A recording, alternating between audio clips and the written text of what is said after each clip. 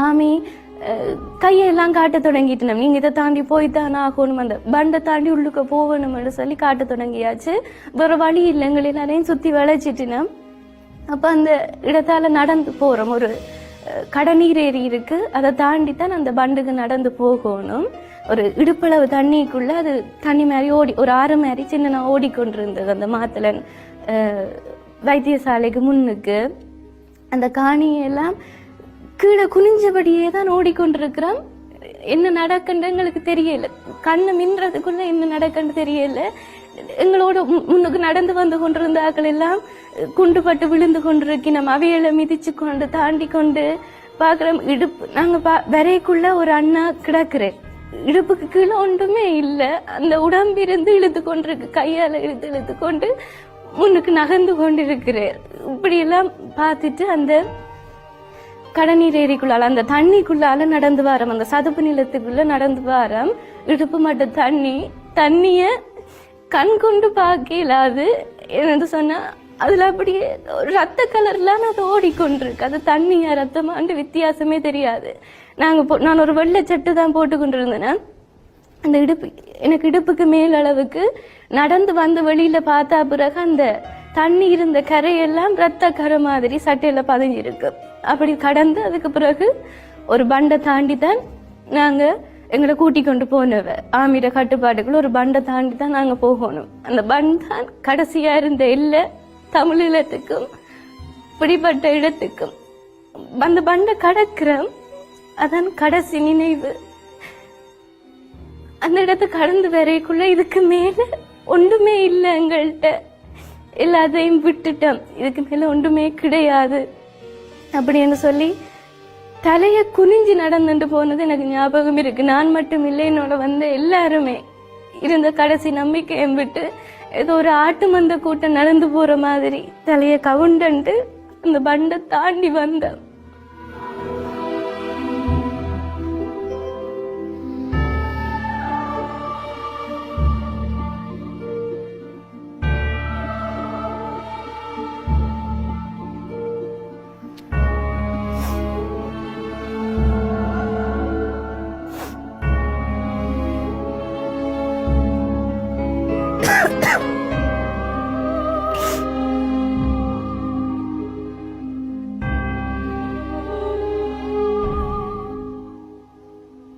அதை தாண்டி வந்தா பிறகு ஒரு பக்கத்துல இந்த குண்டுகள்கிட்ட இருந்து தப்பிச்சு வந்தோமா இல்ல பிடிபட்டு வந்தோமா எந்த ஒரு சிந்தனையும் இல்லாம, ஒரு மனசுல ஒரு சிந்தனையுமே இல்லாம அந்த பண்டை கடந்து வந்து இருக்கிறோம். ஒரு இடத்துல வந்து அந்த அடிமையில இருத்தி வச்சிருந்த மாதிரி தான் முழங்கால் போட்டு இருக்க வச்சிருந்த ஒரு கூட்டமா எல்லாரையும்.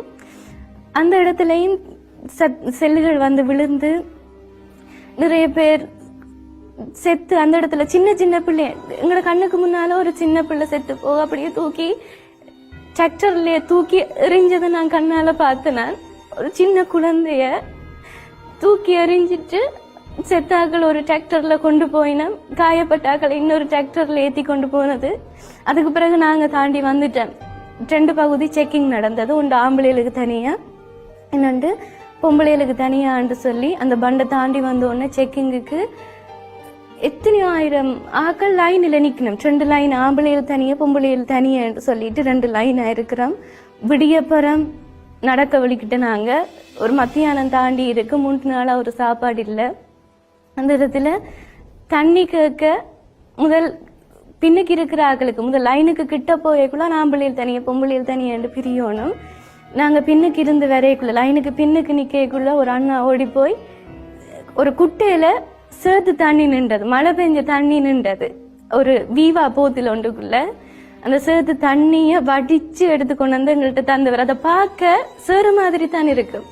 அது தண்ணி விடாய்க்கு அதை தான் நாங்க குடிச்சினாங்க. நான் மட்டும் இல்லை, அங்க இருந்த நிறைய பேர் அந்த சேத்து தண்ணிய வடிச்சு அதுல வச்சு குடிச்சிட்டு நடந்து வாரம்.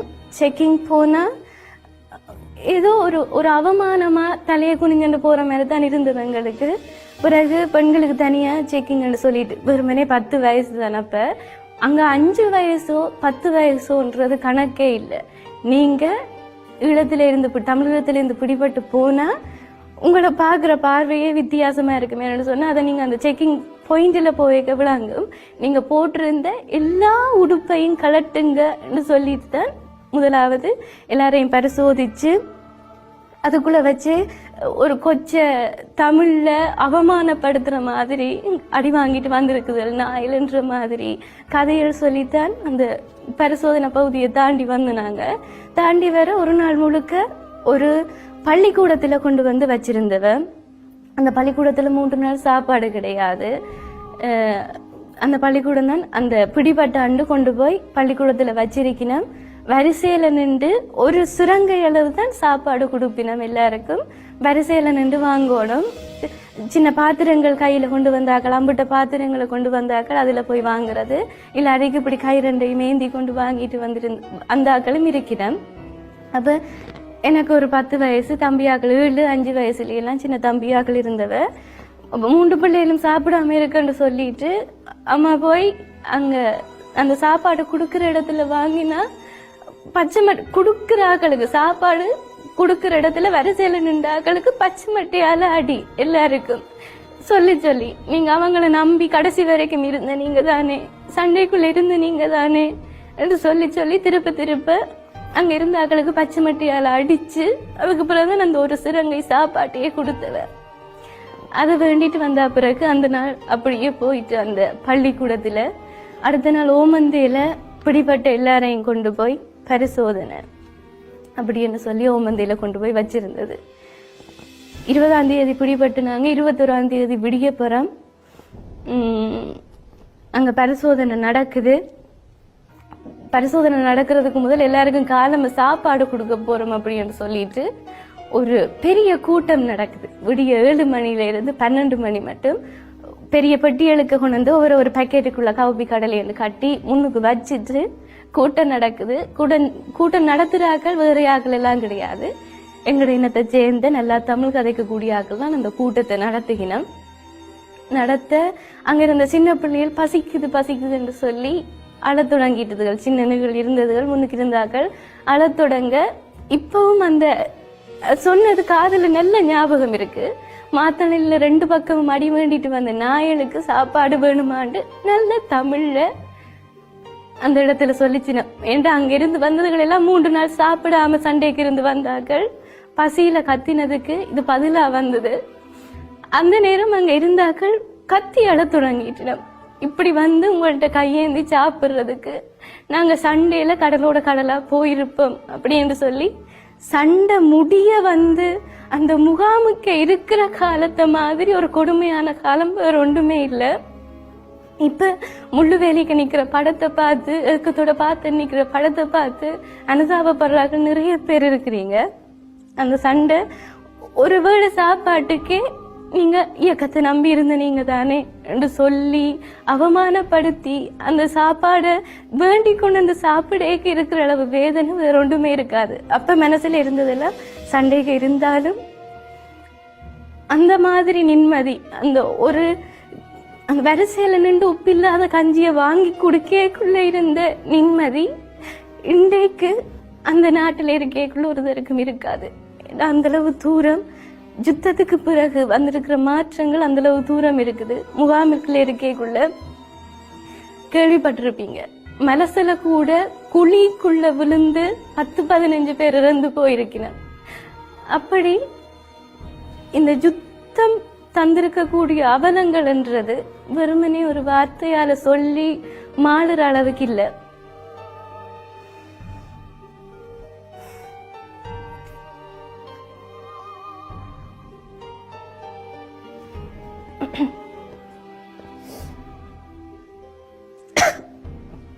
ஏற்கனவே சொன்ன மாதிரி இந்த யுத்தம்ன்றது ஒரு பாரபட்சமுமே ஒருத்தருக்கும் காட்டி வைக்கல.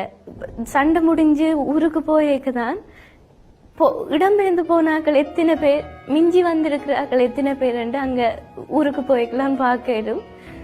இடம்பெயர்ந்து கேம்புக்கு எல்லாம் இருந்து வந்துட்டோம். நான் யாழ்ப்பாணத்துக்கு பிறகு போய் படிச்சுட்டு திருப்ப ஊருக்கு போறேன். என்னோட சின்ன வயசுல படிச்சாக்கள் நிறைய பேர் அந்த ஊரில் இல்லை. ஒரு அம்மா சொல்றேன், நான் ஊருக்கு போய்க்கலாம் அம்மா சொல்றா, என்னோட ஒரு பிள்ளை படிச்சது. சரியான அமைதி, பெருசா கதைக்க கூட மாட்டுது, ஒரே ஊரன்றபடியா ஓரளவுக்கு கதைக்கும். அவ இருந்த பங்கருக்குள்ள குண்டு விழுந்து உடம்பே எடுக்க இல்லாத அளவுக்கு அந்த பிள்ளை சிதறி அங்கேயே செத்துட்டு, நிறைய பேர் பக்கத்துல இருந்தார்கள். பங்கருக்குள்ள குண்டு விழுந்து உடம்பே எடுக்க இல்லாத அளவுக்கு செத்தாக்கள் எல்லாம் நிறைய பேர் இருக்கணும். அந்த அம்மா இப்ப போனாலும் சொல்லுவேன், என்ற பிள்ளை இருந்திருந்தா உன்ன மாதிரி நான் படிப்பிச்சிருப்பேன் தானே என்று சொல்லி 9, 10, 11 வருஷம் தாண்டிட்டு இவ்வளவு எதிர்பார்ப்போட ஒரு குழந்தைய பெத்து வளர்த்து வச்சிருந்த நேரத்துல அவ்வளவு கனவுகளையுமே அழிச்சது இந்த யுத்தம் தான். மத்தியானம் எங்களோட கண்டு சிரிச்சிருப்பினம். முதல் சொல்லியிருந்தேன் நான், ஒரு வீட்டில 2 பேருக்கு மேலதிகமா எப்பவும் சாப்பாடு இருக்கு. என்ன சொன்னாங்க, தெருக்கூத்துக்கு வாராக்கள் இருப்பினம், இல்லாட்டிக்கு எங்கேயாவது போயிட்டு காவலுக்கு போயிட்டு களைச்சு விழுந்து மத்தியானம் போறாக்கள் இருப்பினம். இப்ப ரோட்டுக்கு ரோட்டு ஆமி நிக்கிற மாதிரி அங்க ரோட்டுக்கு ரோட்டு ஆக்கள் நிப்பினம். எங்கட பிள்ளைகள் நிக்குதுகள் என்றுதான் வீட்டை இருக்கிறார்கள் சொல்லுவினம். எப்படியும் 2 பேருக்கு மேலதிகமா சாப்பாடு இருக்கு. எனக்கு ஞாபகம் இருக்கு, பாரதி என்ற ஒரு ஆள் மத்தியானம் ஒரு 12 மணி இருக்கும், அவசரமா நான் பேசுக்கு போறேன் அப்படின்னு சொல்லிட்டு ஓடிக்கொண்டிருந்தவ. ஒரு 12 மணி இருக்கும், வந்து வீட்டை சாப்பிட்டுட்டு ஒரு 10 நிமிஷம் பிந்தி போயிருந்தா நாங்க திருப்ப அவாவை பார்த்திருப்போம். சாப்பிட்டு போய் ஒரு 10 நிமிஷம் தான் இருக்கும், அவ இருந்த இடத்துல குண்டு வெடிச்சு அவ வீரச்சாவு, அவ இறந்துட்டா அப்படின்னு சொல்லி வந்து சொல்லினோம். ஒரு 10 நிமிஷத்துக்குள்ள கண்ணுக்கு முன்னால இருந்தாக்கள் திருப்ப இருக்க மாட்டினோம். ஒவ்வொருத்தரா இழந்து கூட இருந்தாக்கள் எல்லாரையும் கண்ணுக்கு முன்னால கொடுத்துட்டு, பொடி இருக்கும் கண்ணுக்கு முன்னால, புதைக்கிறதுக்கு இடம் இருக்காது. அப்படி எல்லாரையும் ஒரு லேண்ட் மாஸ்டர்ல டிராக்டர்ல தூக்கி ஏற்றிட்டு போறது தான், இல்லாட்டிக்கு அந்தந்த இடத்துலயே விட்டுட்டு வர்றது. புதைக்கிறதுக்கு எல்லாம் இடம் இருக்காது, அங்க அந்தந்த இடத்துலயே விட்டுட்டு வர வேண்டியதுதான். எதுவுமே அந்த இருக்கைக்குள்ள